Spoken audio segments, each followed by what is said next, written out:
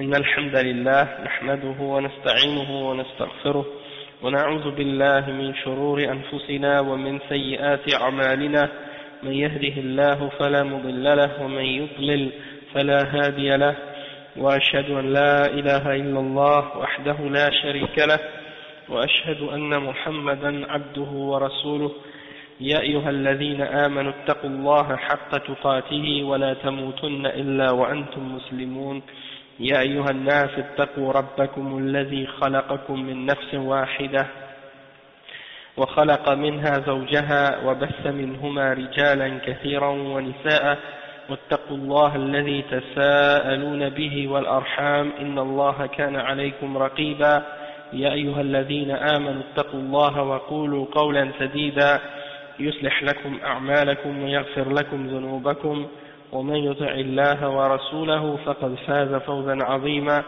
وإن خير الكلام كلام الله وخير الهدي هدي محمد صلى الله عليه وسلم وإن شر الأمور محدثاتها وكل محدثة بدعة وكل بدعة ضلالة وكل ضلالة في النار أما بعد. Donc on est aujourd'hui dans le cours numéro 7 dans l'explication des 40 hadiths de l'imam al-Nawawi, al-Arba'un al-Nawawiyya, qui est un livre de hadith qui recueille 40 parmi les hadiths les plus importants dans l'islam, qui explique les règles de la religion musulmane. Et donc on est dans le deuxième hadith qui est le hadith de Jibril alayhi salam, et on est en train d'expliquer maintenant les 6 piliers de la foi. On a expliqué les 5 piliers de l'islam, maintenant on est dans les 6 piliers de la foi, et on a parlé un petit peu du début du premier pilier de la foi, c'est-à-dire la foi en Allah subhanahu wa ta'ala, et qu'est-ce que ça consiste. Et on a expliqué que d'avoir la foi en Allah subhanahu wa ta'ala, c'est de croire en Tawhid al-Rububiyya, Tawhid al-Uluhiyya et Tawhid al-Asma wa Sifat, c'est-à-dire de croire en l'unicité d'Allah subhanahu wa ta'ala dans le fait qu'il est Ar-Rabb, c'est-à-dire le souverain, le maître, celui qui dirige tout, celui qui contrôle tout, celui qui a tout créé, hein. C'est ça, la seigneurie ou bien la souveraineté. Ar-Rabb, c'est le Seigneur. Et Al-Uluhiyya, c'est dans l'adoration, c'est-à-dire que c'est Al-Ilah, Allah subhanahu wa ta'ala qui est Al-Ilah, Al-Ilah al-Haq, le seul qui mérite réellement d'être adoré. Al-Ilah, c'est celui qui est adoré, et donc Allah subhanahu wa ta'ala, il faut l'unifier dans notre adoration. Et Tawhid al-Asma wa Sifat, c'est-à-dire les noms et les attributs d'Allah subhanahu wa ta'ala. Donc il faut unifier Allah subhanahu wa ta'ala dans ces aspects-là. Celui qui n'a pas fait ça, il n'a pas cru en Allah subhanahu wa ta'ala. Donc on va commencer à expliquer maintenant chacun de ces points-là, un par un. توحيد الربوبية الشيخ يقول فالإيمان بربوبيته أن تؤمن بأنه هو المنفرد بالخلق والتدبير والإحياء والإماتة والتصرف في الكون لا شريك له في ذلك. هذا توحيد الربوبية، وهذا قل من يجحده من الخلق، فإن كل الخلق مؤمنهم وكافرهم يقر بتوحيد الربوبية كما قال جل وعلا ولئن سألتهم من خلق السماوات والأرض ليقولن الله، وقال ولئن سألتهم من خلقهم ليقولن الله، وقال قل لمن الأرض ومن فيها إن كنتم تعلمون سيقولون لله، وقال قل من رب السماوات السبع ورب العرش العظيم سيقولون لله. En fait, le verset c'est قل من رب السماوات والأرض قل من رب السماوات السبع ورب العرش العظيم سيقولون لله.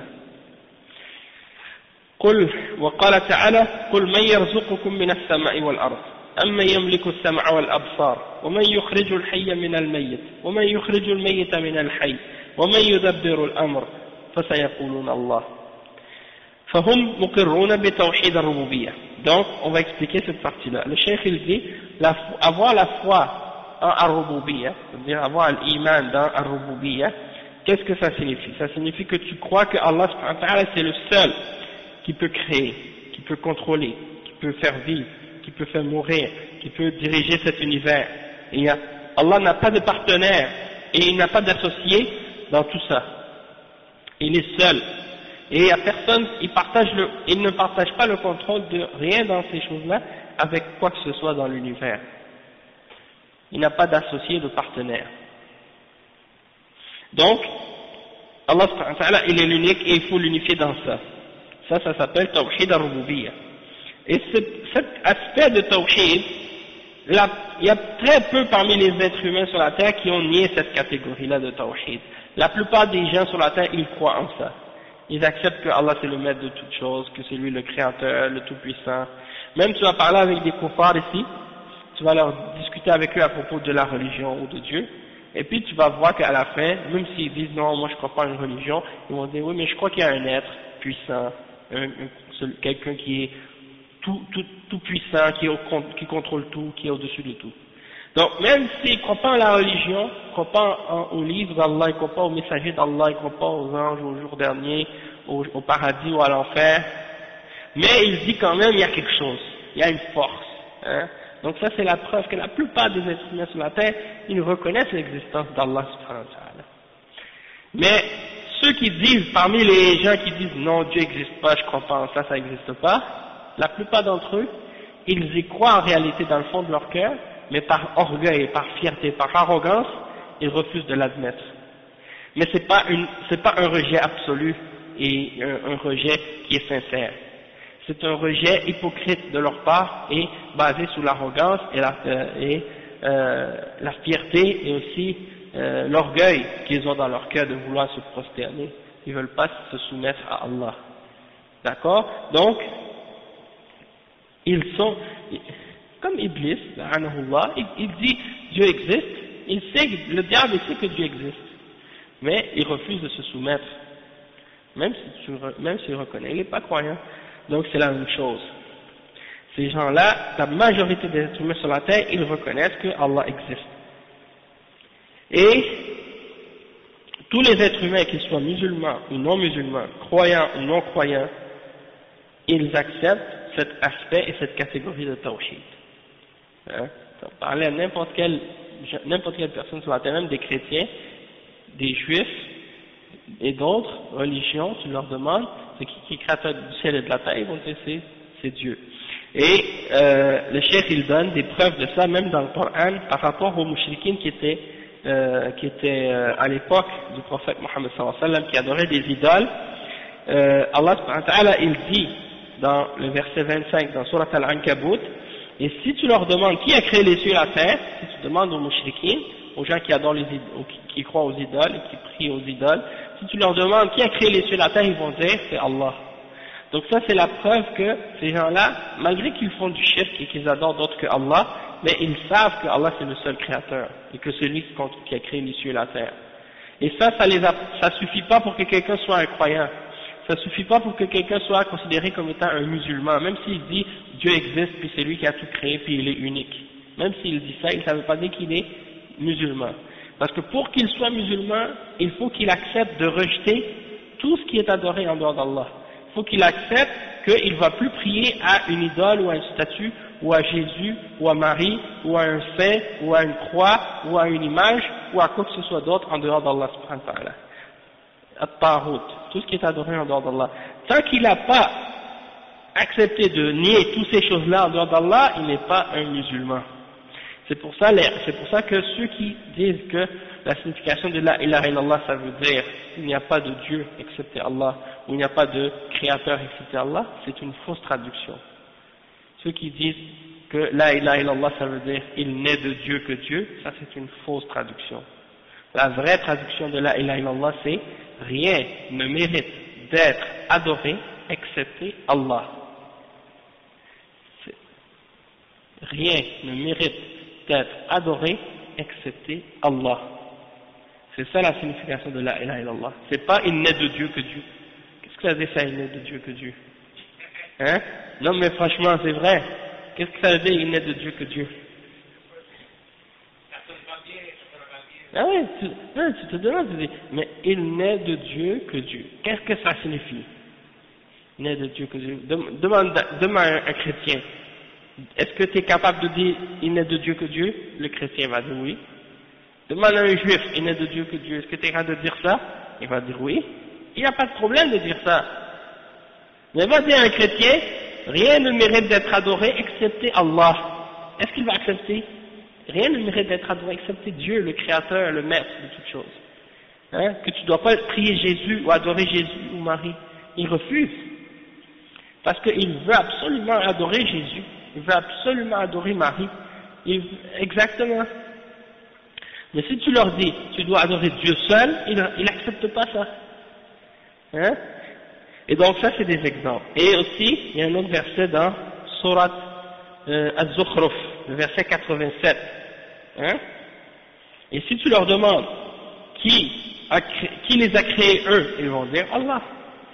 Et le verset 84-85 dans Surat Al-Mu'minun dit à qui appartient les cieux, à qui appartient la terre? Si vous savez, ils diront à Allah. Donc ça c'est des mouchriquines qui répondent ça. C'est des gens qui adorent des idoles, ils répondent ça, que c'est Allah qui a créé les cieux et la terre. Et le verset 86 et 87 dans Surat Al-Mu'minun dit qui est le Seigneur des sept cieux et le Seigneur du trône? Ils vont dire Allah. Le verset dans Surat Yunus, le verset 31, قُلْ مَنْ يَرْزُقُكُم مِّنَ السَّمَاءِ وَالْأَرْضِ, dit qui vous donne votre subsistance des cieux et de la terre? Qui possède l'ouïe et la vue? Qui fait sortir le vivant du mort et le mort du vivant? Et qui contrôle toute l'affaire? Ils diront c'est Allah. Tout ça dans Yunus, le verset 31. Avant, oui, Al-Mu'minun 86, 87 et 84, 85.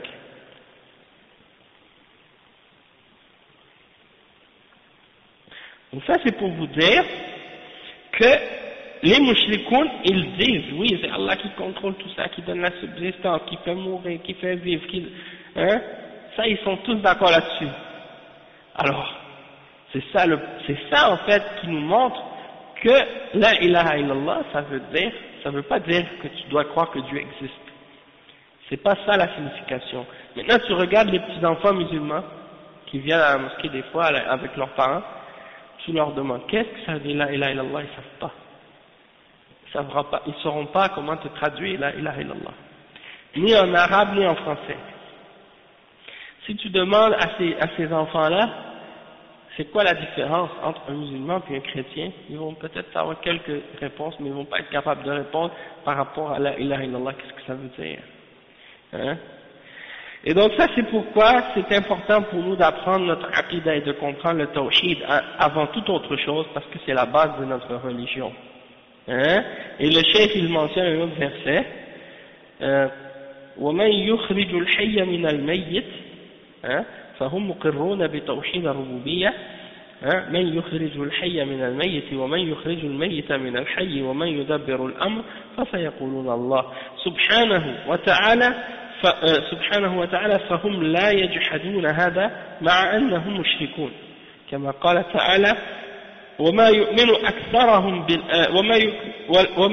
أكثرهم بالله إلا وهم مشركون يؤمنون بتوحيد الربوبية فقط وهذا لا يكفي بل لا بد من الإيمان بتوحيد الألوهية أي بأن العبادة لا يستحقها إلا الله جل وعلا والألوهية تعني العبودية. Donc le cheikh ici il dit on voit que les mushrikoun ils affirment et ils croient en tawhid al-rububiyyah, qu'Allah c'est le maître de tout, que c'est le Seigneur, que c'est le Créateur. Ils ne nient pas ça.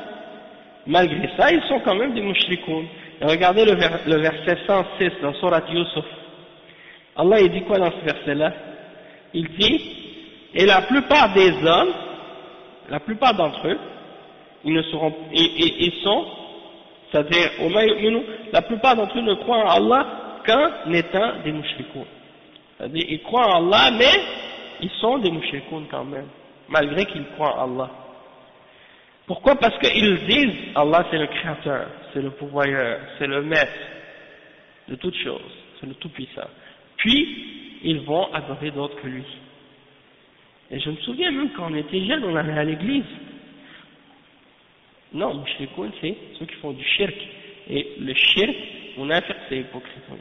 Mushrik, celui qui fait le shirk, qui adore d'autres avec Allah, ou qui donne des partenaires et des associés à Allah dans l'adoration. Hein? Bien sûr, des soufis et d'autres, des chiites et d'autres. Ils invoquent des saints, des morts, ils prient des tombes. Et on a le droit de faire du commerce avec des kuffars et des mushrikins. On a le droit de faire du commerce, de vendre, d'acheter des choses comme ça. Le prophète sallallahu alayhi wa sallam, il achetait des choses, il vendait des choses aux juifs et aux chrétiens. Mais bon, si tu fais une entente de partenaire avec un juif ou un chrétien ou un kafir, tu dois faire en sorte que dans ton contrat, il n'y a rien qui est contraire aux règles de l'islam. C'est-à-dire, il ne faut pas que tu vendes quelque chose qui est haram, il faut pas qu'il y ait de riba, il ne faut pas qu'il y ait de choses comme ça. Donc tu as le droit de faire du business avec eux, tu as le droit de faire du commerce avec eux. Mais tant que tu ne rentres pas dans les questions de religion, tu ne vas pas les aimer, parce que tu n'as pas le droit d'aimer les kuffars et les mushrikines, et tu vas pas être d'accord avec leur religion, et les choses de ce genre. Tu comprends? Donc ça c'est important. Mais là on est en train de parler de religion, de dîn. Donc les transactions économiques et tout, là, les relations de choses qui ont rapport avec la dunya, ça c'est une chose, et la religion c'est autre chose. Donc, bien entendu, ici, on est en train de faire comprendre que les mushrikoun, ils disent, ouais, il y a un Dieu, c'est le créateur, c'est le maître de toutes choses, puis après ils vont adorer d'autres. Et comme je disais, je me rappelle moi-même, quand on n'était pas, avant l'islam, on n'était pas encore musulmans, et puis quand on était tout petit, nos parents nous amenaient à l'église, et puis quand on demandait à propos de Dieu, ils disaient tout le temps, Dieu est un Dieu unique. Hein? Quand on lisait même dans la Bible, c'est écrit, Dieu est un Dieu unique. Dans la Bible, nous on apprenait ça, Dieu est un Dieu unique. Hein? Donc, on disait ça, si tu demandes à un chrétien, hein, est-ce que Dieu est unique, ils vont dire oui. Mais est-ce que ça fait qu'ils sont des musulmans? Non. Premièrement, ils ont la Trinité, Dieu un 3 en 1, ça c'est shirk, parce qu'ils associent à Dieu Jésus et l'Esprit Saint, comme ils l'appellent, qui est Jibril. Et en plus de ça, ils prient à d'autres que Allah. Donc supposons que, bon, il y a des catégories de chrétiens, eux ils disent nous on croit pas en la Trinité, comme les témoins de Jéhovah par exemple, ils disent eux nous on croit pas en la Trinité, on ne croit pas Dieu le Père, Dieu le Fils, Dieu le Saint-Esprit, nous on croit qu'il y a Dieu, le Créateur, et puis Jésus c'est une créature, il a été créé par Dieu. Comme Jésus c'est une créature, ils disent que c'est pas Dieu. Eux sont encore plus égarés, c'est-à-dire les témoins de Jéhovah ils ont d'autres égarements, comme par exemple ils disent que Jésus, ils disent que c'est un ange. Ils disent que Jésus c'est l'ange Michel qui est venu sur la terre en homme. Ok? Et non seulement ça, mais ils disent que c'est le Dieu sur la terre. Dieu c'est le Dieu dans le ciel, puis Jésus c'est le Dieu sur la terre. On a le droit de l'adorer, on a le droit de le prier. Donc ça c'est leur égarement aussi. Ça c'est du shirk aussi. Hein? Donc ils disent qu'il n'est pas Dieu, mais il l'appelle quand même fils de Dieu. Et puis il l'adore en dehors d'Allah. Tu vois? Donc, même s'ils croyaient pas en la Trinité, juste le fait qu'ils disent qu'il est fils de Dieu, ça aussi c'est une forme de shirk. Mais supposons qu'ils disaient pas fils de Dieu. Supposons qu'ils disaient juste, ok, c'est un prophète parmi les prophètes. Et puis qu'ils l'adorent, et qu'ils lui demandent ils font des prières pour lui. C'est-à-dire, ils font des prières en lui demandant, en s'adressant à lui, en lui demandant de les sauver, ou des choses de ce genre. Ça déjà c'est suffisant aussi pour être shirk. Le fait qu'ils invoquent d'autres que Allah. Ça c'est shirk en soi. Et donc si les musulmans disent, nous on est musulmans, mais ils offrent des prières, et ils demandent au prophète Mohammed sallallahu alayhi wa sallam, ou à d'autres parmi les musulmans qui ont été pieux, ils demandent des choses, alors qu'ils sont morts, alors ça c'est du shirk aussi. Et dans ce cas-là, ils sont pas plus musulmans que les chrétiens, que les juifs, que les autres gens qui suivent d'autres religions. Même s'ils se disent musulmans, même s'ils se croient musulmans, et même s'ils pratiquent les principes de l'islam. Hein? Et ça, des fois, c'est difficile pour certains musulmans de comprendre ça parce qu'ils n'ont pas compris la aqidah. Donc quand ils voient des chiites, par exemple, à la télé, Ils voient des chiites, par exemple, qui portent les turbans, avec les habits, avec la barbe. Et ils voient des femmes avec ils voient les femmes avec le djilbab complet, hein, qui se voilent comme il faut, et qui font la prière comme les musulmans et tout. Donc ils disent, ah mais ça c'est des musulmans. Comment tu peux dire que ce ne sont pas des musulmans? Ils disent la ilaha illallah comme nous, ils se voilent, les hommes ils prient, ils font les choses apparentes de l'islam. Comment tu peux dire que ceux-là ne sont pas des musulmans? Parce qu'ils ne connaissent rien à l'aqidah. Et donc quand tu leur expliques par la suite, tu dis oui mais écoute, c'est vrai qu'en apparence ils font ces choses-là.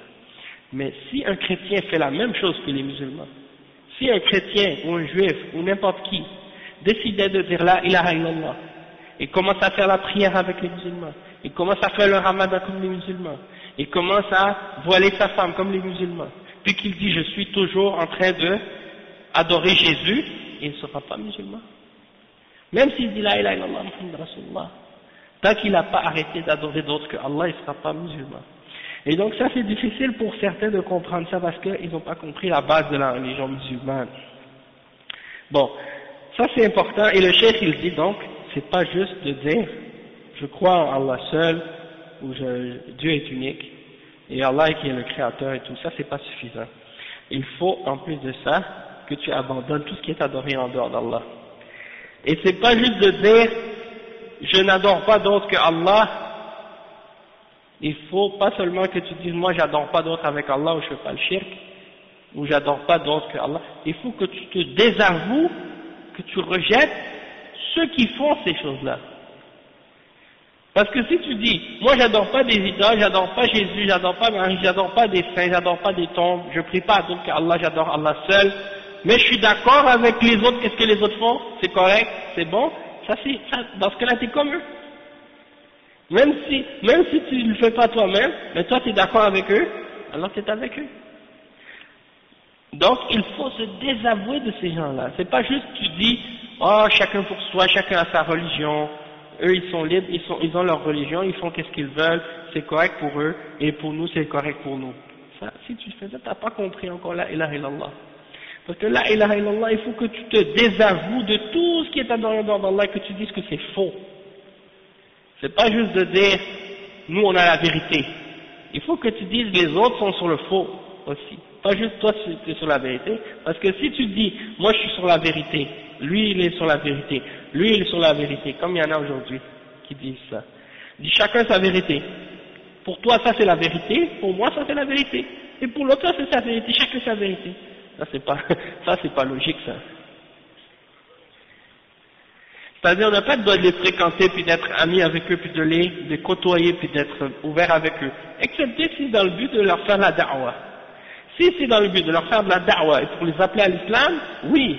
Mais si c'est juste pour être copain avec eux, des amis avec eux, tu les aimes, tu les fréquentes, tu chill avec eux, ça non, ça c'est pas correct. Hein?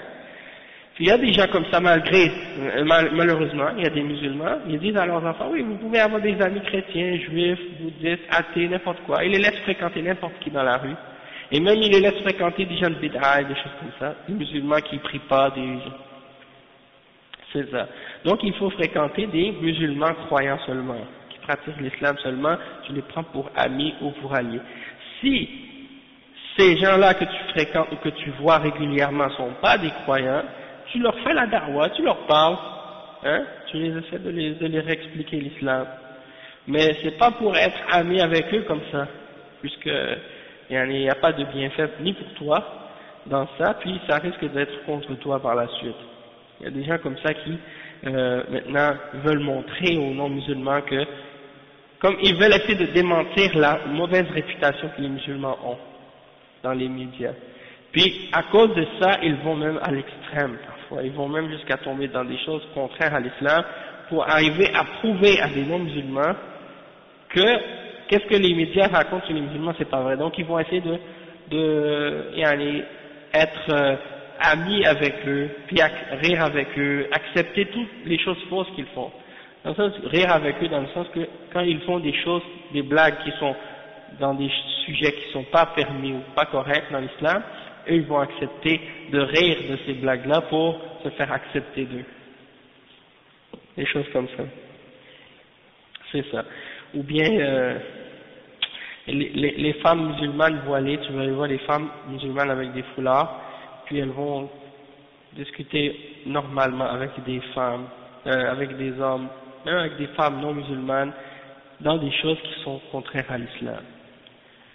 Et j'ai vu une fois même, je crois que j'avais raconté ça une fois, j'étais à l'arrêt d'autobus, puis c'était la fête des chrétiens, la fête le dimanche des rameaux. Je sais pas si vous connaissez ça, je sais pas si autour de la période de la Pâque, je crois. En tout cas, le dimanche des rameaux, eux, c'est la croyance qu'ils croient que Jésus est ressuscité. Ils croient qu'il était mort puis qu'il est ressuscité. Donc, ils ont des rameaux puis ils se promènent avec ça. Là, il y avait un musulman qui était à l'arrêt d'autobus. Là, il posait la question à des femmes qui avaient des rameaux dans leurs mains. Pourquoi elles avaient ça? C'était quoi? C'est comme des feuilles de palmier. Donc là, j'ai dit, lui, il demandait la question à ces femmes-là par rapport à ça. Et moi, j'ai répondu aux musulmans, je lui ai dit, eux, ces gens-là, ils croient que Jésus, c'est Dieu. Puis ils croient que leur Dieu est mort et qu'il est ressuscité. Et imagine si Dieu mourait, qui s'occupait du monde pendant ce temps-là? Hein? Déjà, de dire Dieu qui est mort, c'est une contradiction. Ça se peut pas, puisque Dieu, c'est le vivant. Il ne peut pas mourir. Hein, Allah, un de ses noms, c'est Al-Hayy. Al-Hayy, la yamout. Il ne veut pas mourir. Donc, ça prouve que Jésus, c'est un être humain s'il est mort. Et de toute façon, on sait donc que c'est un être humain. Mais c'est pour faire réfléchir à ces femmes. Et l'autre, il disait, non, j'accepte votre religion, j'accepte tout ça, c'est bien. Donc, je dis, non, t'as pas à leur dire que t'acceptes leur religion, que c'est bien, non. Il faut leur dire, non, ça c'est pas correct, cette croyance-là, tu vois. Mais c'est pour vouloir montrer qu'on est ouvert et qu'on accepte, tu vois. C'est ça, comme certaines mosquées qui font ça. Et ça, c'est pas correct. Donc, il faut dire, si tu veux être un croyant, c'est pas juste de dire Ar-Rububiyya, tu crois en ça. Il faut, en plus de ça, croire en Al-Uluhiyya. Que l'adoration, personne ne la mérite excepté Allah subhanahu wa ta'ala. Et Al-Uluhiyya, ça veut dire Al-Ubudiyya. Donc Al-Ilah, c'est Al-Ma'bud. Et Al-Uluhiyya, c'est Al-Ubudiyya, c'est-à-dire l'adoration. وهذا هو محط الخلاف بين الأمم والرسل فكثير من الأمم يعترفون بأن الله هو الخالق الرازق ويعترفون بتوحيد الربوبية ولكنهم يشركون في توحيد الألوهية فيعبدون مع الله غيره فيذبحون له وينظرون له ويستغيثون به سواء كان هذا الغير صنما أو شجرا أو حجرا أو قبرا أو جنا أو إنسا فهذا الشرك في توحيد الألوهية وهو عبادة غير الله مع الله جل وعلا. Le cheikh dit, donc c'est ça le point de divergence entre les messagers et leur peuple. Hein, beaucoup des peuples reconnaissaient l'existence d'Allah et que c'est le créateur et le pourvoyeur, celui qui donne la subsistance, etc. Et ils reconnaissent donc l'unicité d'Allah dans la souveraineté et qu'il est Ar-Rabb. Mais ils faisaient le shirk dans l'adoration. Ils adoraient d'autres avec Allah subhanahu wa ta'ala. Et ils sacrifiaient des animaux pour autres que Allah subhanahu wa ta'ala. Et ils faisaient des vœux pour autres que Allah subhanahu wa ta'ala. Et ils appelaient au secours d'autres que Allah subhanahu wa ta'ala dans les moments de détresse. Peu importe qu'ils invoquaient, peu importe ce qu'ils invoquaient en dehors d'Allah. C'est-à-dire, c'est pas important que cette chose qu'ils invoquaient soit une idole, ou que ce soit un arbre, ou une pierre, ou une tombe, ou un djinn, ou un être humain, ou un ange. Peu importe. C'est pas la chose que vous adorez en dehors d'Allah qui fait en sorte que ce soit du shirk. Peu importe qu'est-ce que vous adorez en dehors d'Allah, si vous adorez quelque chose d'autre que Allah, déjà ça c'est du shirk, peu importe. C'est pas obligé que ce soit une statue en forme d'un être humain ou d'un animal. Il y en a qui pensent que le shirk c'est juste ça. Il y en a qui pensent que l'idolâtrie c'est juste d'adorer une idole. Mais non, c'est pas nécessaire que ce soit une idole. Ça peut même être un stylo. Ça peut même être une voiture. Ça peut être n'importe quoi, peu importe, mais ça peut être un être humain qui est vivant, ça peut être un animal. Si tu crois, si tu adores cette chose-là, tu lui offres des actes d'adoration, ça devient pour toi un dieu, une idole. Et tu l'adores en dehors d'Allah subhanahu wa ta'ala. Donc ça c'est du shirk. Qu'Allah nous préserve. Et donc le shirk il dit ça, c'est le shirk dans l'unicité d'Allah, dans l'adoration d'Allah subhanahu wa ta'ala. Et c'est le fait d'adorer d'autres avec Allah subhanahu wa ta'ala. Ensuite, le cheikh il dit, et وكذلك حدث في القرون المتأخرة بعد القرون المفضلة من يجحد توحيد الأسماء والصفات. Donc, il y en a qui, parmi les générations qui sont venues dans le passé, qui niaient les noms et les attributs d'Allah subhanahu wa ta'ala, min al-firaq ad-dalla, parmi les sectes égarées, min jahmiyatin wa mu'tazilatin wa asha'ira, wa man sara fi rikabihim yajhaduna asma Allah wa sifatihi. C'est-à-dire, parmi les sectes également comme les jahmiyas, les mu'tazila et les asha'ira, et ceux qui ont suivi leur voie, qui nient les noms et les attributs d'Allah subhanahu wa ta'ala. Donc ça, les noms de ces sectes-là, c'est des sectes qu'on a déjà définis et expliqués dans d'autres cours. Donc, le chef, de toute façon, il ne rentre pas dans les détails à ce sujet-là. On va juste expliquer en quoi consistent les égarements de ces sectes-là par rapport à la foi en l'unicité d'Allah subhanahu wa ta'ala. Le chef, il dit, فَمِنْهُمْ مَنْ جَحَدَ الْأَسْمَاءَ وَالصِّفَاتِ ومنهم من يقر بالأسماء وينكر الصفات ومنهم من ينكر بعض الصفات. Donc, il y a des degrés parmi ces sectes-là. Il y a ceux qui nient et les noms d'Allah et ses attributs ensemble. Ceux-là, c'est les jahmiyas, c'est les extrémistes. Ils nient tous les noms et les attributs d'Allah qui sont mentionnés dans la révélation, les jahmiyas. Et ceux-là sont des kuffars, c'est des égarés. Ensuite, il y a ceux qui reconnaissent les noms, mais nient les attributs. Ça, c'est les Mu'tazila. Ils reconnaissent les noms d'Allah, hein, quand Allah dit qu'il est As-Sami', Al-Basir, Al-Khabir. Ils croient en ces noms-là. Al-Aziz. Hein, mais, ils nient les attributs d'Allah. Ils nient les attributs. Al-Mu'tazila. Donc, les noms, quand ils les affirment, mais ils disent que ces noms-là n'ont aucune signification. Donc, As-Sami', c'est celui qui entend. Mais, ça ne veut pas dire qu'il a une ouïe. Donc, il entend, mais il n'a pas de ouïe. Il voit, mais il n'a pas de vue. Ça, c'est une contradiction de leur part. Et, donc, il y a ceux qui ont reconnu les noms et qui ont nié certains attributs. C'est-à-dire, contrairement aux gens d'Ahl Sunnah qui affirment tous les noms d'Allah et tous les attributs ensemble, sans exception, eux, ils ont affirmé les noms, mais ils ont affirmé certains attributs. Les autres, ils les ont niés. Ils ont affirmé 7 attributs. Les autres attributs, ils les ont niés. Ça, c'est les Asha'ira et les Maturidiyya. Ceux-là, c'est les Asha'ira et les Maturidiyya. Asha'ira ou Ash'ariyya, tu peux dire. Parce qu'Asha'ira, c'est plus général. Asha'ira, c'est tous ceux qui sont de la tribu de Al-Ash'ari.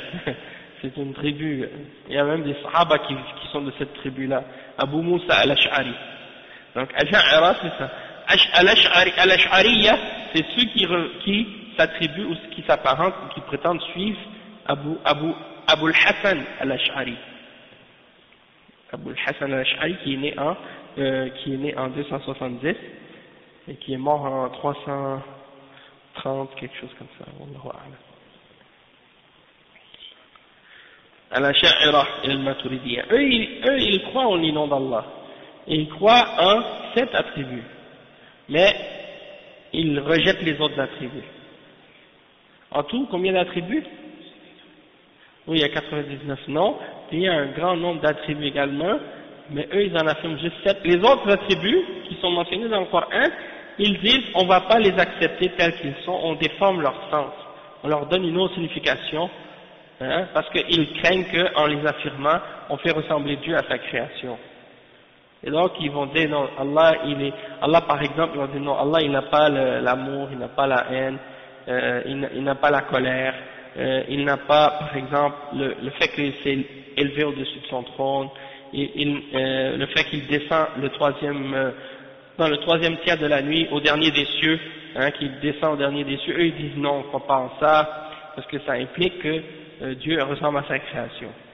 Ils ne croient pas qu'Allah a une main, deux mains comme il a dit dans le Coran, ou qu'il a des yeux comme il a dit dans le Coran. Ils disent que si tu dis ça, ça implique qu'il y a une ressemblance entre Dieu et sa création. Ils ne croient pas que quand Allah dit qu'il vient au jour de la résurrection, mais ils ne croient pas en ça, et on ne peut pas dire qu'Allah vient. Tout ce qui implique une action, ils le nient. Ok? Et ils le nient, et leur argument c'est de dire que c'est pas logique. Et nous, on leur dit, il n'y a aucune ressemblance entre Allah et sa création, parce qu'Allah, il dit, laysa kamithlihi shay'un. Il n'y a rien qui lui ressemble.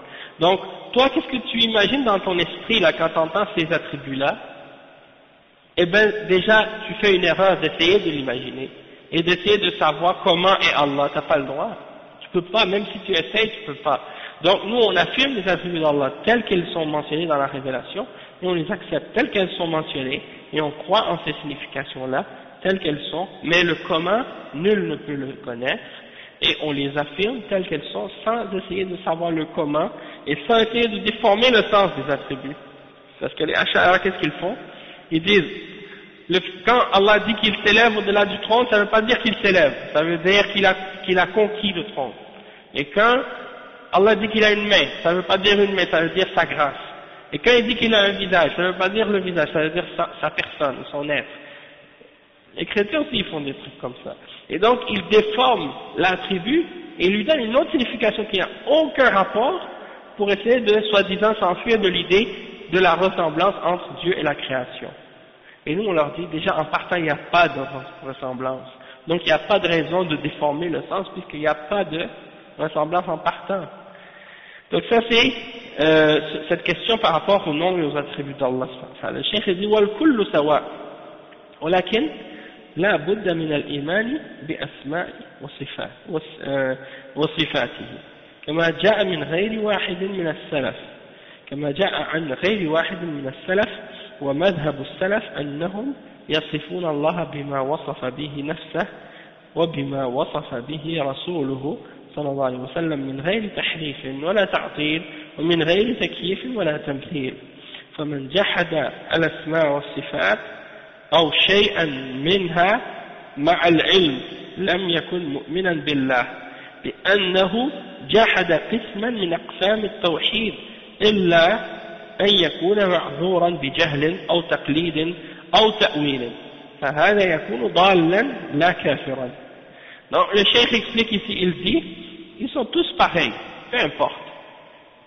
Ils sont tous pareils, peu importe. Qu'ils ont nié tous les noms ou tous les attributs. Ou les noms, ils ont affirmé mais ils n'ont pas affirmé les attributs. Ou ils ont affirmé les noms et les attributs mais ils ont nié, ils ont affirmé les noms et 7 attributs mais les autres ils les ont niés.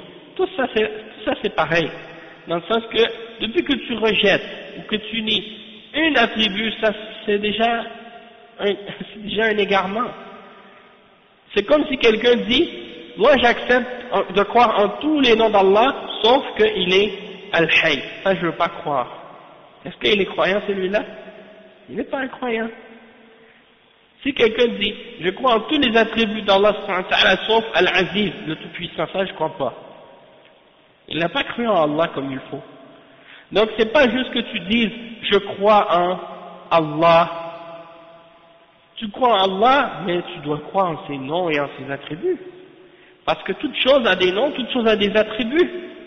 Hein, toute chose doit avoir des attributs. Si quelque chose n'a pas d'attributs, il n'existe pas. Et les Jahmiyyah et les gens de Bid'ah, c'est ça ce qu'ils veulent. Ils veulent nier à Allah ses attributs.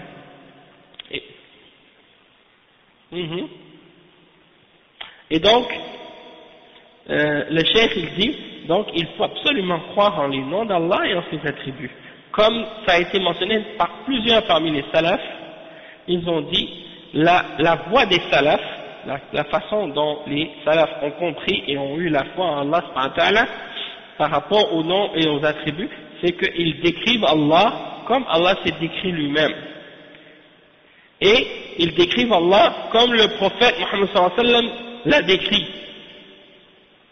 sans faire de tahrif, c'est-à-dire sans déformer le sens des attributs et nier leur signification, hein, sans nier l'attribut elle-même, directement ou indirectement, et sans demander le comment, la description ou le comment de ces attributs-là, et sans faire de ressemblance, de comparaison entre, oui, ça c'est la voie de Ahl-Sunnah wal Jama'a.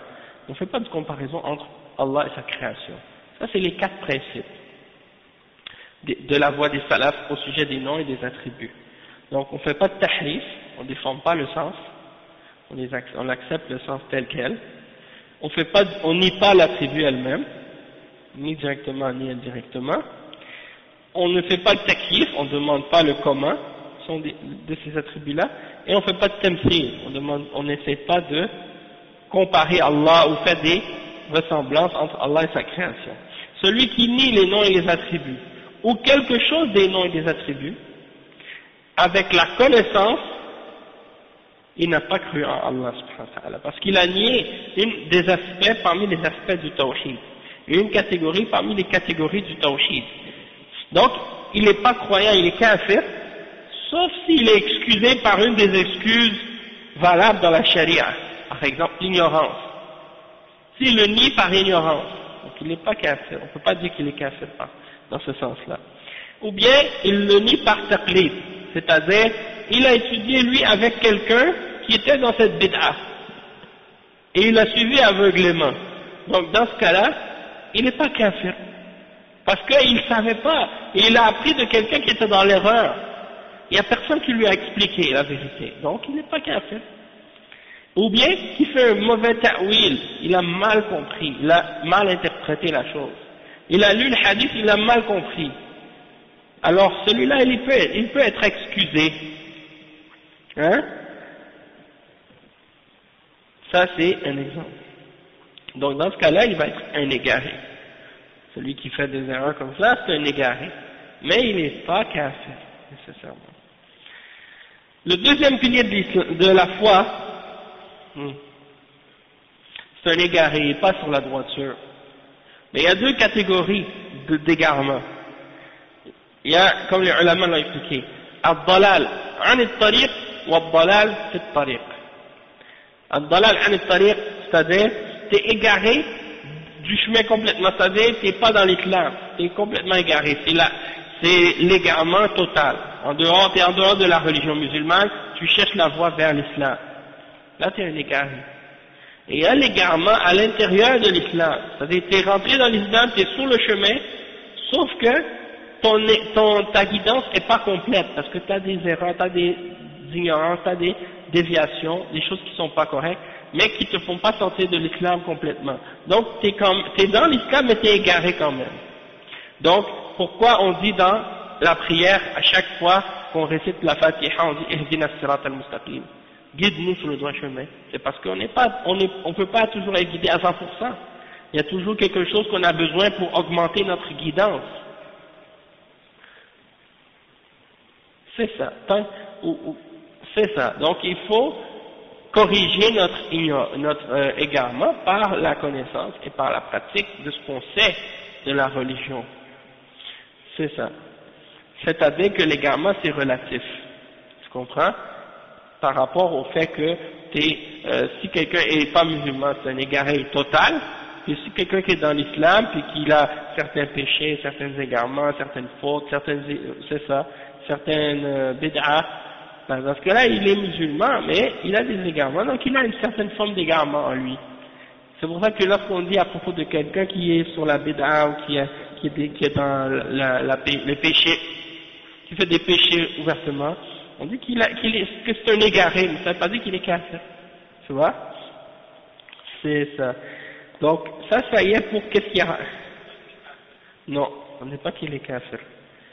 Donc, ça c'est important. Et ça c'est le premier pilier de l'islam. ça c'est le premier pilier de la foi, et ça c'est le plus important, parce que c'est la base de tous les autres. Ensuite, il y a le deuxième pilier de la foi qui est al-imanu bil malaika, la foi en les anges. Le cheikh il dit ar-rukn al-thani al-imanu bil malaika fatu'minu bi annahum khalqun min khalqillah min junudihi khalaqahum Allah min an-nur kama jaa fi al-hadith خلقت الملائكة من نور وخلق الجان من مارج من نار وخلق آدم مما وصف لكم.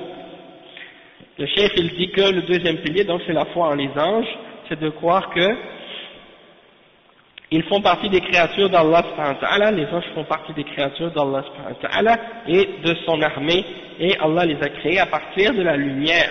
La base de leur création c'est la lumière, comme il dit dans Sahih Muslim, un hadith qui est rapporté selon Aïcha, les anges ont été créés de lumière, et les djinns ont été créés d'un feu, et sans fumée, et l'autre c'est les êtres humains qui ont été créés de ce qui vous a été décrit. C'est-à-dire à la base l'être humain est créé de la terre, hein, d'une boue malléable. Oui, les êtres humains à la base. Donc c'est ça. Et le cheikh dit al-malaikatu jam'u malak wal malak huwa ar-rasul لأن الملائكة رسل من الله إلى عباده قال تعالى الله يصطفي من الملائكة رسلا ومن الناس وهم أصناف مصنفة كل صنف له عمل خاص وكله وكله الله إليه فجبريل موكل بالوحي وميكائيل موكل بالقطر والنبات وإسرافيل موكل بالنفخ في الصور ومنهم ملك الموت موكل بقبض الأرواح ومنهم من هو موكل بالأجنة في بطون الأمهات ينفخ فيها الروح ويؤمر بأربع كلمات ويكتبهن بأربع كلمات يكتبهن ومنهم من هو موكل بحفظ أعمال بني آدم كما في قوله تعالى وإن عليكم لحافظين كراما كاتبين يعلمون ما تفعلون. Le cheikh il dit ensuite que les anges, le mot en arabe c'est malaika, ça c'est au pluriel. Le singulier du mot malaika c'est malak. Donc on dit un, pour dire un c'est malak, et pour dire plusieurs c'est malaika. D'accord? Et ce sont les messagers d'Allah. Les anges sont les messagers d'Allah. Ils sont des messagers d'Allah vers ses serviteurs. Et il mentionne le verset 75 dans Surat Al-Hajj, dans lequel Allah subhanahu wa ta'ala dit, et Allah choisit de ses anges des messagers et parmi les êtres humains également. Donc il choisit des messagers parmi les anges et parmi les hommes. Ok? Et il choisit des messagers parmi les anges et parmi les hommes. Donc parmi les anges c'est les messagers qui sont envoyés pour donner la révélation aux messagers et aux prophètes humains, et parmi les messagers c'est les prophètes, ceux qui ont reçu la révélation d'Allah, ceux-là sont des messagers.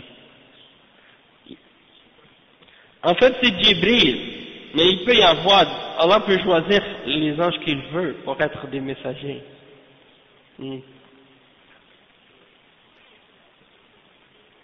Où tu vas? Ouais. Barakallahu fi.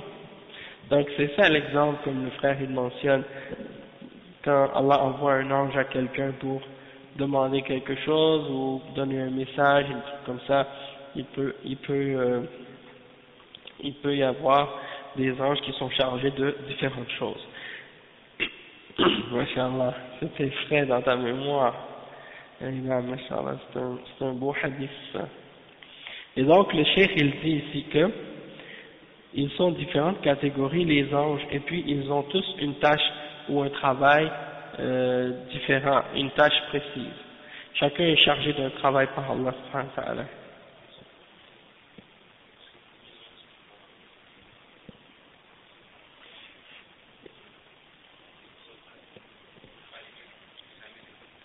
Ça c'est pas à la Mecque, c'est dans le Bayt al-Ma'mour. C'est une maison dans comme une mosquée dans les cieux.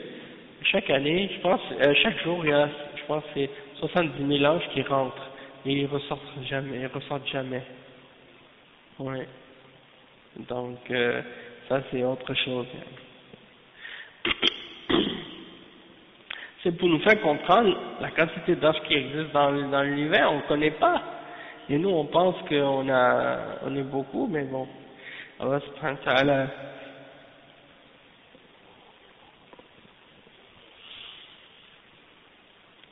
Pas vrai.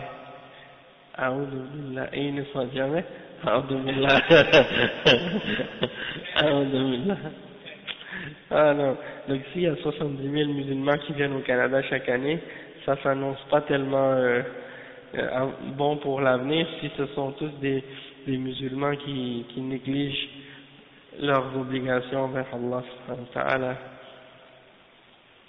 Ça me fait rire quand j'entends des frères qui disent « Ouais, mais tu sais mon frère, il y a beaucoup de musulmans, ils ne pratiquaient pas dans leur pays, maintenant ils sont devenus des meilleurs musulmans ici. » Ça c'est quoi 1% C'est quoi le pourcentage de ça? Ça voudrait dire que bon, si par exemple quelqu'un il rentre dans une discothèque puis il commence à réaliser qu'il doit faire la prière, c'est-à-dire on devrait tous comme aller dans les discothèques pour apprendre à faire la prière. Alhamdulillah.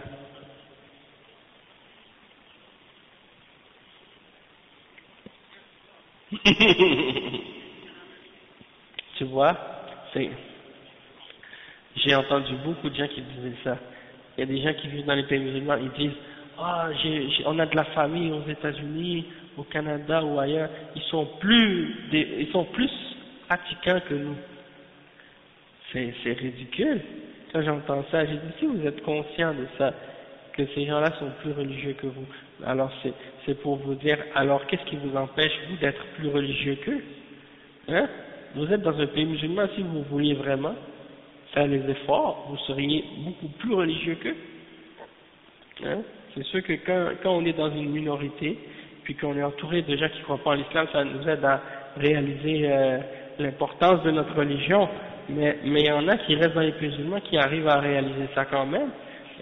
Est-ce que ça veut dire que quand tu es dans un pays musulman, c'est une excuse pour être insouciant et négligent et continuer à négliger? Donc, Allah understand. Donc, parmi les anges qui ont différentes tâches, il y en a qui sont chargés de transmettre la révélation, comme Jibril. Il y en a qui sont chargés de s'occuper des gouttes d'eau qui tombent du ciel et des plantes pour les faire pousser. Donc ça c'est Mikaïl. Et il y a un autre ange qui s'appelle Israfil, et lui, sa tâche c'est de souffler dans le clairon. Lui, jusqu'à la fin des temps, il est là en train d'attendre que Allah lui dise de souffler dedans. Hein? Ouais, ça va faire un bruit tellement fort que tout ce qui est dans les cieux et la terre va être anéanti. Hein? Excepté ce que Allah a voulu. Et puis ensuite, il va souffler une deuxième coup, et là les gens vont être debout devant Allah subhanahu wa ta'ala. Israfil. Ouais. Israfil. Donc, ça c'est pour dire que chaque ange a une tâche. Et il y en a parmi les anges aussi, leur tâche c'est de ramasser les âmes des gens quand ils sont, c'est le moment de mourir. Hein, et justement ça me fait rire, j'écoutais, il parlait dans le journal, un truc, il disait, ils ont pratiqué 2 autopsies sur un mort pour essayer de trouver c'est quoi la cause de sa mort, ils n'ont pas trouvé. Donc ils ont fait une première autopsie pour trouver la cause de la mort. C'était quoi qui a causé l'arrêt cardiaque? Et après ils ont fait une autre analyse, ils n'ont pas trouvé de résultat. Moi je me dis, mais subhanallah, ici il est mort, il est mort. C'est Allah qui a envoyé l'ange pour prendre son âme. Pour eux, il faut absolument qu'il y ait une cause physique. Mais qu'est-ce qu'on appelle la mort naturelle, c'est quoi? Comment on explique ça scientifiquement, que quelqu'un s'arrête de vivre comme ça tout d'un coup, sans cause extérieure? La vie, c'est Allah qui la donne et qui l'enlève quand il veut. S'il veut. Même si t'as pas de maladie, t'as pas d'accident, t'as pas de problème de santé, rien. T'es assis là comme ça, tu peux mourir. Comme ça, si.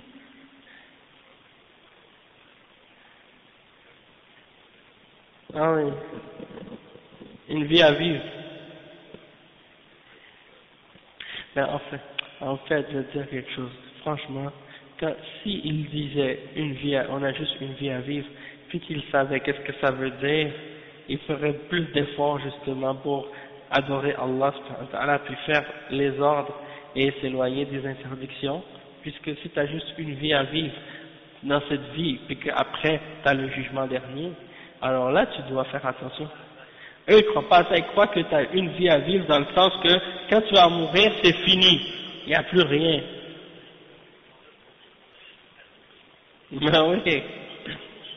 Ben oui, et puis aussi si tu as juste une vie à vivre, tu vas faire ce qui te plaît, tu vas faire ce que tu aimes, tu vas pas en profiter, tu vas pas aller t'asseoir dans un bureau 9 to 5, hein, pour essayer de te casser les pieds pour ramasser de l'argent, hein. Et c'est pour ça les jeunes là dans les quartiers, des fois où il y a des problèmes, eh ben ils voient les gens qui font de l'argent vite. Les gens qui vendent de la drogue, ils roulent des grosses voitures, ils font beaucoup d'argent, ils vivent la belle vie. Ça c'est selon eux. Eh ben, pourquoi ils disent, ah, moi, je vais aller faire les études, faire des diplômes, après je vais à l'université, après je vais aller travailler 9 à 5 tous les jours jusqu'à ma mort, tout ça pour avoir juste le minimum de qu'est-ce que j'ai besoin pour vivre, et après ça je vais mourir puis c'est fini, alors que là je pourrais vendre de l'argent, je pourrais vendre de la drogue ou faire des choses illégales, je vais gagner peut-être le salaire que je pourrais faire par semaine ou par mois, je vais le faire par jour. Alors il dit, bah, ça vaut pas la peine de faire le halal, je vais faire le haram. Il laisse l'école, il laisse tomber tout, et puis il rentre dans ce monde de haram. Mais le problème, bien entendu, c'est sûr que l'argent vient vite, mais la mort vient vite aussi, parce que souvent c'est comme ça. Hein, et ça c'est une roue, hein. Une fois que tu es rentré dans ce truc-là, tu peux plus sortir facilement. Donc, la morale dans tout ça, c'est que les koufars, ils se contredisent en eux-mêmes, en prétendant qu'ils disent il y a juste une seule vie, et en ne faisant pas justement qu'est-ce qui est nécessaire pour se préparer pour l'au-delà. Hein, ça c'est un problème. Et de voir juste les choses de façon éphémère ou de façon futile ou à court terme, comme les gens qui font des choses illégales pour s'enrichir rapidement. Ceux-là, c'est des gens qui ont une vision très courte, parce qu'ils pensent juste au profit rapide, mais ils ne pensent pas aux conséquences des vies qu'ils sont en train de détruire et du mal qu'ils sont en train de faire aux autres dans la société, et le fait que, par exemple, ils vendent de la drogue aux gens, ça tue ces gens-là, ça les détruit leur santé. Peut-être même que c'est pire pour certains d'être morts, d'être drogués que de les tuer. C'est-à-dire le tort que tu leur fais en leur vendant cette drogue, c'est pire que si tu leur tirais une balle dans la tête. Parce que, ben oui, parfois, parce que regarde la conséquence, par la suite, ils deviennent comme des zombies, hein, et puis ils souffrent par la suite, et ils font souffrir les autres, exactement. Tandis que si tu les aurais tués d'un coup, ça y est, c'est fini. Mais là, tu les amènes des fois, moi j'ai vu aux États-Unis des gens, subhanallah, ils marchaient comme des zombies dans la rue. Tu vois les films, les zombies là, ben eux ils marchaient comme ça dans la rue. Et moi j'ai dit, comment quelqu'un peut arriver d'être comme ça? Et puis c'est la drogue qui les fait devenir comme ça. C'est incroyable. Ça. Donc après, il y a aussi des anges qui sont chargés de venir dans les ventres des mères quand elle est enceinte, le fœtus, l'ange vient pour écrire la destinée de cet enfant-là sur cet enfant. Donc oui, il y a 4 choses. Il y a quatre choses qui sont ordonnées à cet ange-là d'écrire. d'écrire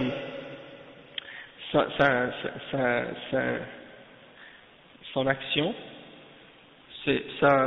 son terme, et est-ce qu'il va être heureux ou malheureux.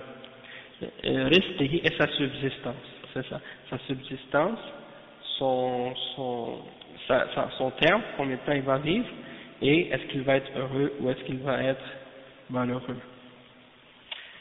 Wa shaqiyun aw sa'id. Oui, c'est ça. Et ses actions aussi. Donc cet ange-là, il n'a pas de nom. Il n'a pas de nom. Il a peut-être un nom, mais il n'est pas mentionné dans le hadith. Allahu a'lam. Après, le cheikh, il dit, et parmi les anges aussi, le cheikh, il dit, il y a des anges qui sont chargés d'écrire les actions des êtres humains, hein, qui sont chargés d'écrire nos œuvres et nos paroles.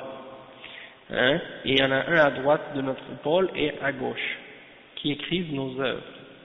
Et Allah subhanahu wa ta'ala dit, وَمِنْهُمْ, hein, le cheikh il dit, وَمِنْهُمْ من هو موكل بحفظ أعمال بني آدم كما في قوله تعالى وإن عليكم لحافظين كراما كاتبين يعلمون ما تفعلون فالملائكة لهم أعمال موكلون بها يقومون بها وهو جند من جند الله وهم من عالم الغيب الذين لا نراهم ولكننا نؤمن بجنودهم ونؤمن بوجودهم ونؤمن بأعمالهم التي ذكر الله جل وعلا أنهم يقومون بها بأمره سبحانه وتعالى لا كمن انحرف في الملائكة فمنهم من عادى بعضهم كاليهود يعادون جبريل عليه السلام يقولون جبريل عدونا ولو كان الذي نزل على محمد غير جبريل لآمنا به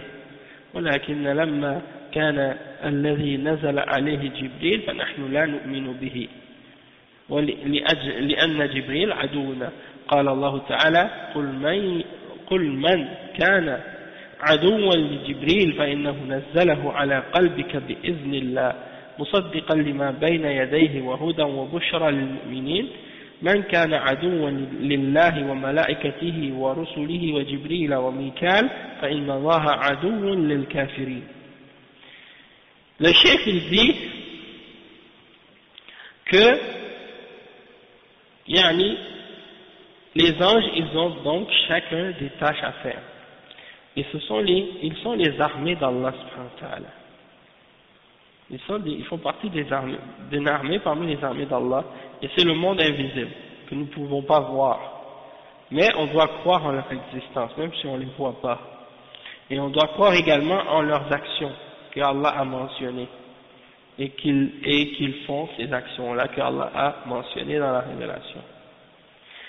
Et on n'a pas le droit de les adorer. Hein? Ça c'est en passant, je rajoute ça parce que le chef il n'a pas mentionné ça, mais il l'a dit tout à l'heure. Ou bien il a parlé un petit peu de ça, mais on n'a pas le droit d'adorer les anges comme les chrétiens qui prient à des anges. Les chrétiens prient à des anges, subhanallah.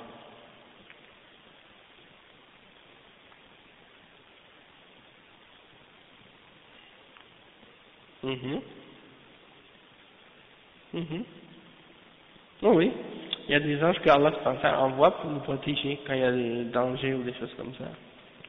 Mais on n'a pas le droit de demander à ces anges-là de nous protéger. Si tu veux, tu demandes à Allah de te protéger, lui il va envoyer un ange pour toi. C'est ça. Tu fais les azkar, les du'a, les demander la protection. Exactement. Je pense que celui qui récite, par exemple, Ayatul Kursi, Allah il lui met un ange pour qu'il le protège pendant toute sa nuit quand il dort. Donc ça c'est des exemples. Le dua, tu vas pas le faire aux anges directement. Tu vas pas demander aux anges parce que t'as pas le droit d'invoquer d'autres que Allah. Et puis tu peux pas les voir. Puis eux ils peuvent rien faire d'eux-mêmes. Tout ce qu'ils font les anges c'est le commandement d'Allah qu'ils respectent. Donc toi si tu veux quelque chose tu demandes à Allah seul. Et lui il va te protéger. Ok? Naam. Donc le cheikh il dit il y a certains gens qui sont déviés à propos des anges et qui détestent certains anges, hein, comme les juifs par exemple. Et eux ils disaient qu'ils détestaient Jibril, alayhi salam. Ils ont dit Jibril c'est notre ennemi. C'est qu'est-ce que les juifs, tu sais, ils disaient quoi? Ils disaient, vous savez ce qu'ils disaient? Les juifs ils disaient, si c'était un autre ange qui était, ouais ben Allah musta'an, regarde qu'est-ce qui est mentionné. Le cheikh il dit, si c'était un autre ange qui était venu au prophète Muhammad sallallahu alayhi wa sallam, on aurait cru en lui. Mais Jibril non, on ne veut pas croire parce que c'est notre ennemi. Donc le cheikh il dit, Allah a révélé dans le Coran le verset 97 et 98 à ce sujet-là dans Surat Al-Baqarah. Hein?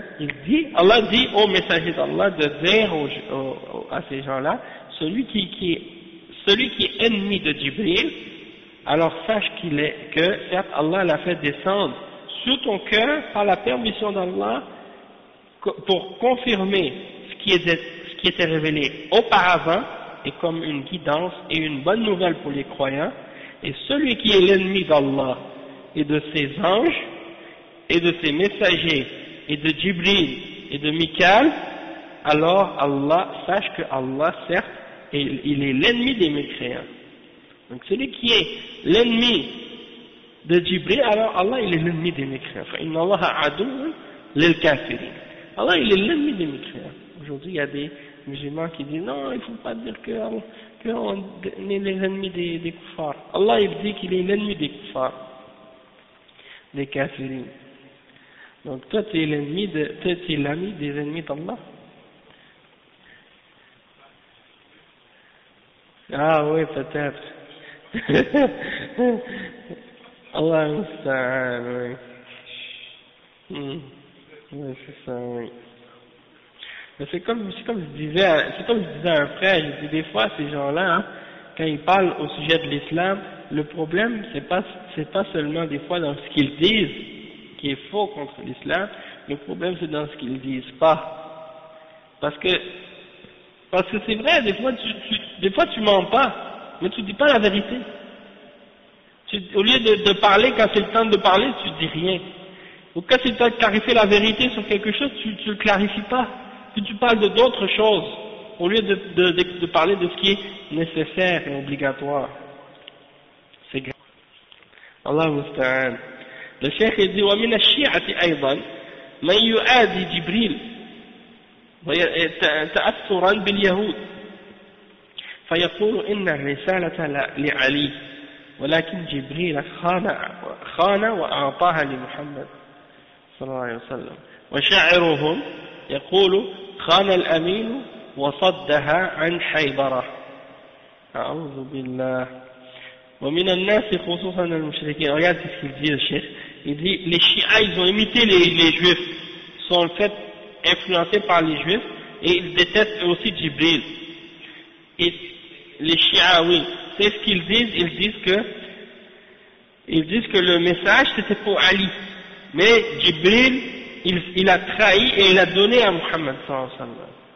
Donc, ben oui c'est grave, un des poètes des chiites, il dit que Al-Amin a trahi. Et là c'est une contradiction, quand Al-Amin. Al-Amin ça veut dire celui qui est fiable. Et eux disent il a trahi. Celui qui est honnête, quand il trahit. Ils disent l'honnête a trahi. Et il a éloigné la révélation de Haydara. Haydara c'est Ali, radiyallahu anhu. Donc, et il a, comme si Jibril a refusé de donner la révélation à Ali, donc ils ont dit qu'à cause de ça, il a trahi. A'udhu billah. Haydara c'est Ali, radiyallahu anhu. Donc, il dit ومن الناس خصوصا المشركين من يقول الملائكة بنات الله تعالى الله عما يقولون.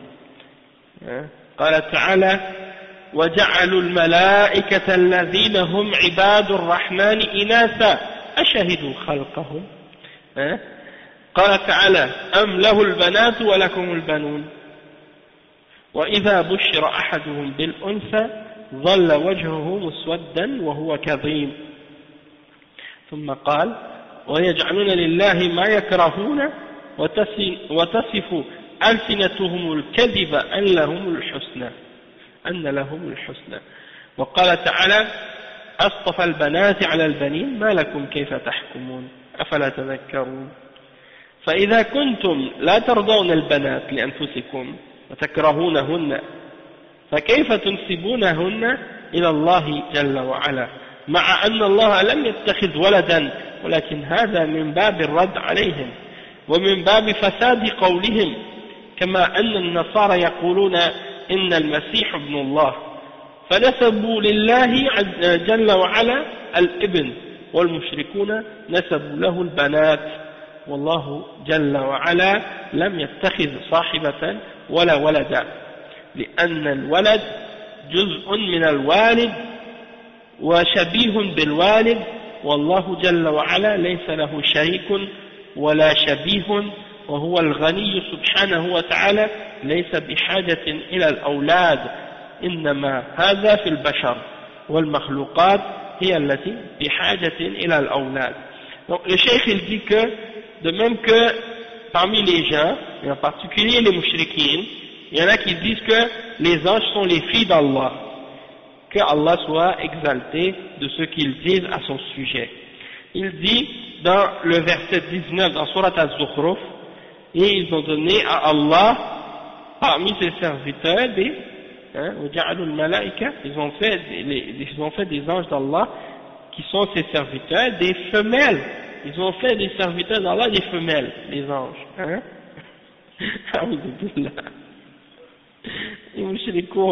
Et قال تعالى et dans Surat At-Tur dans le verset 39 sans aucune preuve ils disent des choses comme ça, c'est grave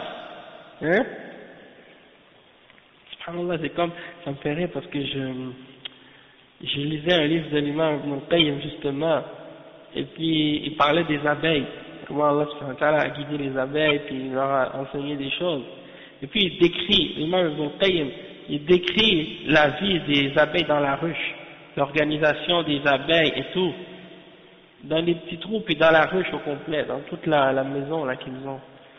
Puis il parle du roi dans la ruche. Eh ben moi depuis que je suis petit on a toujours dit que c'était une reine, et même dans les fourmis ils disent que c'est la reine, et Ibn al-Qayyim il dit que c'est le roi. Donc je ne sais pas est-ce qu'ils ont fait un changement comme ils l'appellent reine alors que c'est un roi ou quoi, parce que c'est elle qui met au monde les petits je crois. En tout cas c'est juste pour dire des fois ils attribuent des différences de je sais pas, Allahu a'lam. En tout cas donc le chef il dit ici qu'ils ont attribué à Allah donc des filles, les anges ils les appelaient des filles. Ils ont dit dans le verset 39, Allah il dit dans le verset 39 dans Surat At-Tur, Am lahul banat wa lakumul banoun, est-ce que vous avez les fils et Allah lui il a les filles? Et il mentionne le verset 85 dans Surat An-Nahl dans lequel Allah dit, et lorsqu'on leur annonce d'une fille, tu vois qu'ils les mouchrikoun, ils ont le visage qui devient sombre, et puis donc il essaie de se cacher des gens, etc., par la honte qu'il a à cause du fait qu'il a eu une fille. Pour eux les Arabes à l'époque, avoir une fille c'était la honte, ok. Donc Allah subhanahu wa ta'ala il dit ensuite dans un autre verset dans Surat An-Nahl, le verset 62, il dit, et vous donnez à Allah, vous attribuez à Allah ce que vous détestez pour vous-même, et vous attribuez donc avec vos langues le mensonge, que vous avez le bien. Donc ça c'est des contradictions. Et il mentionne le verset 153 et 155 dans Surat As-Saffat, dans lequel Allah subhanahu wa ta'ala dit, est-ce qu'il a préféré les filles sur les fils? Qu'est-ce que vous avez? Comment vous jugez? Ne vous souvenez-vous donc pas? N'allez-vous donc pas vous souvenir? Et donc ça c'est des exemples. il dit, le cheikh il dit, si vous n'aimez pas pour vous-même des filles, et que vous les détestez, alors pourquoi vous les attribuez à Allah subhanahu wa ta'ala? Alors que Allah subhanahu wa ta'ala, il n'a pas pris de fils. Hein? Mais ça c'est dans le sens que Allah veut les réfuter, hein, pour montrer la corruption de leurs paroles. Donc Allah il dit, vous aimez les filles, vous n'aimez pas les filles, vous n'aimez pas ça en avoir, pourquoi vous les attribuez à Allah? Malgré qu'Allah lui il n'a pas de fils, hein, il n'a pas de fille ni de fils. Mais il les réfute comme ça pour leur montrer que c'est pas logique qu'est-ce qu'ils disent. Et de même que les chrétiens, eux, ont dit que le Messie est le fils de Dieu. Ils ont donc attribué à Allah un fils, et les mouchrikoun, eux, les filles. Ils ont attribué des filles à Allah. Et Allah, en parlant des anges, et le cheikh il dit que Allah n'a pas pris de compagne, et il n'a pas pris non plus d'enfants, hein, parce que les enfants sont une partie du père, hein. Les enfants sont une partie du père, et ils ressemblent à leur père en général. Donc Allah subhanahu wa ta'ala, lui, il n'a pas de partenaire, il n'a pas de ressemblance, et il est le riche, al-Ghani, celui qui se suffit à lui-même.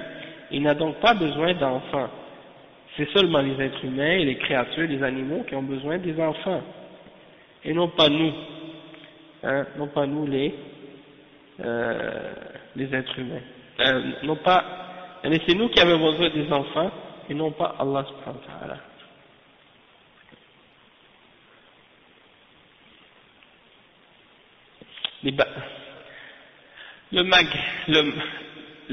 Non, les Arabes et l'Islam c'est deux choses différentes. Il y a des Arabes chrétiens, il y a des Arabes juifs, il y a des Arabes athées, il y a des Arabes peut-être même bouddhistes, Allahu a'lam, philosophes. Ouais, tu peux dire que c'est des Arabes s'ils sont Arabes, mais le Maghreb ça veut dire, Maghreb en arabe ça veut dire Occident ou l'Ouest. Maghreb ça veut dire l'Ouest. Et Al-Gharb c'est l'Est, l'Ouest, et Al-Sharq c'est l'Est. Donc Al-Maghreb c'est qu'est-ce qui est dans l'Ouest, et c'est le coucher du soleil, on appelle Al-Maghreb, parce que le soleil se couche à l'Ouest. Donc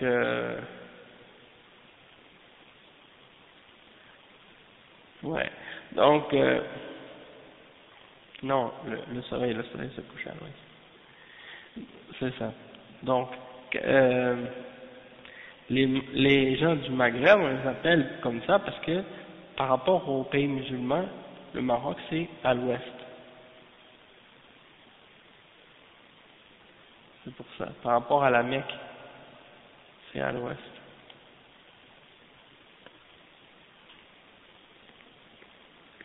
Donc c'est ça. Et les Libanais c'est des Arabes, eux ils veulent pas se dire Arabes parfois, surtout les chrétiens. Ils se disent nous on n'est pas Arabes, on est Libanais. Mais bon, on parle arabe, donc c'est arabe, parce que là c'est une langue.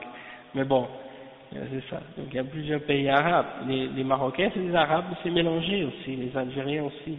Il y a des Berbères aussi là-bas, c'est pas que des Arabes.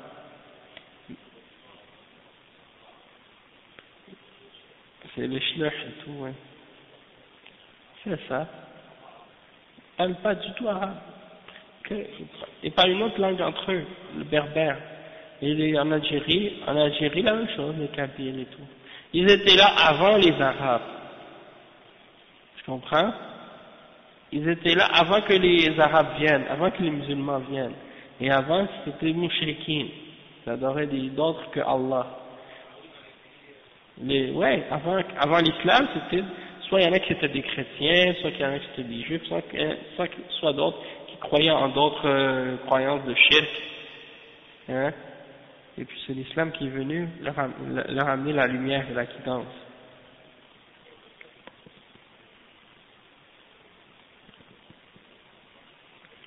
Maintenant ils sont dans les montagnes, mais à l'époque, ce n'était pas nécessairement seulement dans les montagnes. Il y en a qui disent qu'ils sont partis dans les montagnes parce qu'ils ne voulaient pas pratiquer l'islam ou ne voulaient pas être avec les musulmans. Donc ils sont partis vivre là-bas pour s'éloigner des musulmans ou des choses comme ça. Il y a des Berbères qui parlent arabe, mais c'est pas tous. Barbar. Ah ouais. En réalité, le mot berbère, là, le nom berbère, c'est qui les a appelés berbères? C'est les Romains. Parce que eux, ils appelaient tout le monde qui est pas romain, ils appelaient des barbares. Donc berbère, ça vient de barbare. Mais eux, ils s'appellent, entre eux, ils s'appellent des Amazirs, ou des trucs comme ça, Amazirs. Des choses. Ils ont d'autres noms, là. Ça dépend des régions et tout. Ils ont tous des dialectes différents. Les Berbères du Maroc et les Berbères d'Algérie, les Berbères de la Libye, les Berbères de la Tunisie, les Berbères du nord, du sud de l'Afrique, les autres là qu'on appelle les Touaregs sont des Berbères aussi. C'est ça. Donc, exactement. Donc, mais l'important c'est qu'on est tous musulmans. Et puis qu'on a accepté le tawhid, on a cru en le messager, on a cru en la révélation d'Allah, et on fait pas de distinction entre les peuples comme ça, de façon à ce que les gens se détestent par rapport à leur origine culturelle. On est tous des frères en Allah. Nous, on est haïtiens, il y a des Haïtiens ici, hein, des Mauritaniens, il y a des gens d'autres origines. Donc, qu'est-ce qui compte, c'est qu'on est des frères en Allah parce qu'on a accepté l'islam. On a cru en le tawhid, on a cru en l'islam, peu importe notre langue, on apprend le Coran parce que c'est la parole d'Allah, on étudie en arabe, on étudie les hadiths et les paroles des ulama en arabe, parce que c'est la religion dans laquelle, c'est la langue dans laquelle cette religion-là a été révélée. Khalas, pas de dispute à faire là-dessus. Khalas. Hein? Il y en a ici les koufars. Non mais ici les koufars ici au Québec, ils veulent faire une grosse histoire avec la langue française et le peuple québécois et les trucs de ce genre. Nous, on est musulmans et on dit à tout le monde, que ce soit des Québécois ou des non-Québécois, que ce soit des Italiens ou des Grecs ou des Chinois ou peu importe, acceptez l'islam. Dites la ilaha illallah, dites Muhammad Rasulullah et on va être comme des frères. On va s'aimer en Allah. Parce qu'on a cru en l'unicité d'Allah, on a cru en sa religion, sa révélation. Toutes les autres choses là, c'est des choses futiles. Donc ça y est pour la foi en les anges, on a expliqué. Donc Allah subhanahu wa ta'ala, il n'a pas besoin d'enfants, il n'a pas besoin de femmes, il n'a pas besoin de quoi que ce soit. C'est uniquement les êtres humains qui ont besoin de ces choses-là avec les animaux. Donc on va s'arrêter ici pour aujourd'hui, Inch'Allah. سبحانك اللهم وبحمدك أشهد أن لا إله إلا أنت أستغفرك وأتوب إليه